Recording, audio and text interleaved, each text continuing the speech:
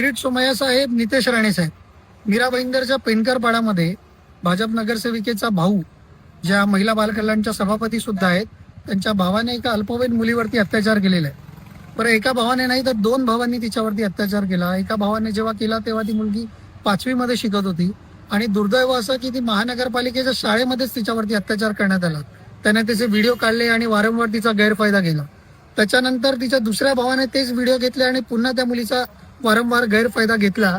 आणि त्याच्यानंतर त्या मुलीने जेव्हा महिला बालकल्याणच्या ज्या सभापती आहेत त्यांच्याकडे वारंवार तक्रार केल्या, त्यांनी सुद्धा निवडणुकीनंतर हे ते वेगवेगळी आश्वासनं तिला दिली, मात्र कधीच तिचा म्हणजे त्यांना माहिती असून सुद्धा त्यांनी तिच्याकडे दुर्लक्ष केलं.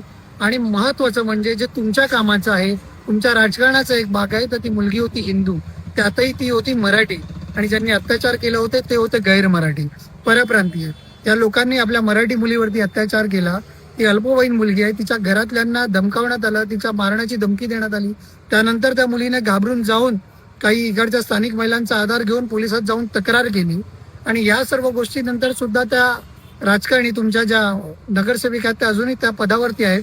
तर मला पुन्हा एकदा म्हणजे हगल्या मुतल्याला तुम्ही मीरा भाईंदरमध्ये येत असता, तिथे येऊन हिंदू मुस्लिम राजकारण करत असता, तर नितेश राणे साहेब आणि किरीट सोमय्या साहेब, मला तुम्हाला एक विनंती आहे, रादर आवाहन आहे की काही करून मीरा रोडला या. ही हिंदू मुलीवरती अत्याचार झाला आहे, तिला न्याय मिळवून द्या.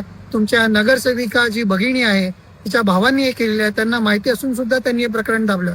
बरं, ही जी त्या नगरसेवकाच्या बहिणीची जी भाऊ आहेत ते सगळे सिरियल ऑफेंडर आहेत, त्यांच्यावरती वारंवार वेगवेगळ्या लोकांनी अन्याय झाल्याचे तक्रारी केल्या. त्यांच्या घरातल्याच लोकांनी त्याचं मुंडन केलं होतं. मागच्या काही दिवसांमध्ये तो व्हिडिओ व्हायरल होत होता.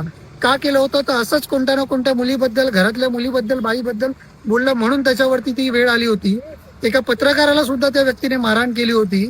अशा प्रकारचं हे सगळे गुन्हेगार तुमच्याच पक्षात का सापडतात? त्यांना आश्रय देणारे सुद्धा तुमच्याच पक्षात काय सापडतात? तर आज त्या मराठी मुलीवरती, त्या हिंदू मुलीवरती अत्याचार झाला, तुमची भूमिका काय आहे याच्याकडे संपूर्ण मीरा भाईंदरकरांचं आणि महाराष्ट्राचं लक्ष लागलेलं.